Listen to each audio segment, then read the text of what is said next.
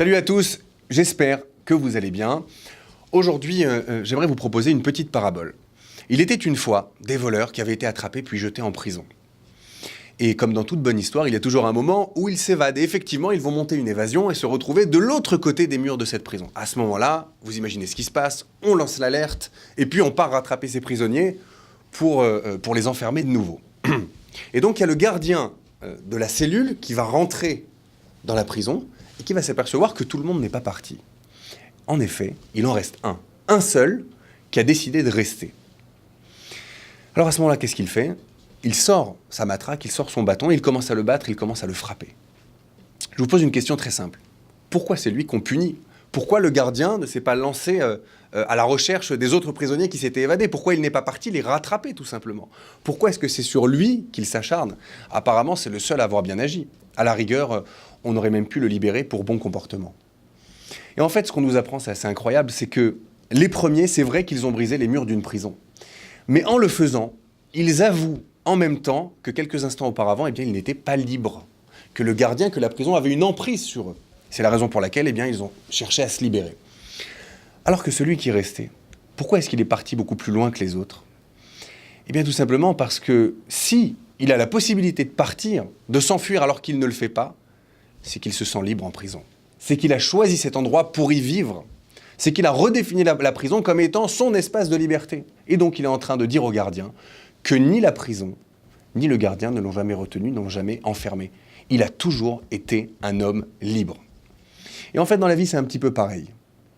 On a tous nos petites prisons personnelles. Pour certains, c'est leur peur. Pour d'autres, c'est leurs angoisses. Pour d'autres, c'est leurs croyances. Pour certains, ce sont les limites qu'ils se sont imposées à eux-mêmes.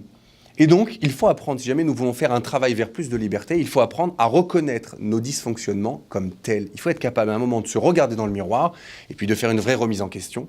Évidemment, étape par étape, on n'a pas besoin de se faire violence, on peut le faire de façon sereine, mais à un moment, se regarder, faire un constat en fonction des résultats qu'on a, puis se dire qu'il y a peut-être des choses à changer, il y a peut-être des réglages à faire.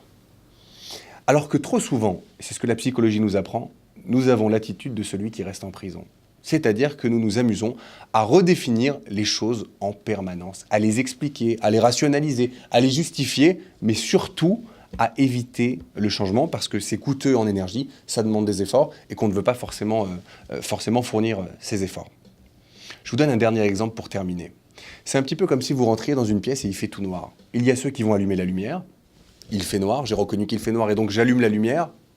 Et il y a ceux qui vont entrer et qui vont dire mais il fait jour, la lumière est allumée, alors qu'il reste dans le noir. Voilà, c'est un petit peu tout ça. Apprendre à ne plus nous justifier. Alors je vais vous donner un petit exercice très simple pour reconnaître les moments où nous nous justifions. C'est les oui mais et les non mais. On doit apprendre à dire oui aux choses ou non aux choses. Le oui mais et le non mais parfois cachent un certain nombre de justifications qui servent à cacher nos dysfonctionnements et à protéger l'image que nous avons de soi pour surtout ne pas changer.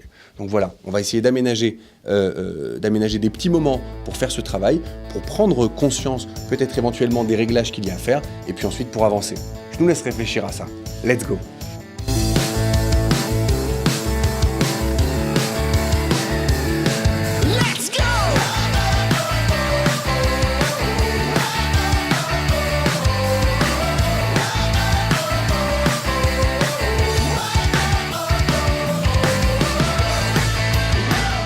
Vous souhaitez contacter notre coach ? Écrivez-lui sans plus attendre à ben.mycoach@gmail.com.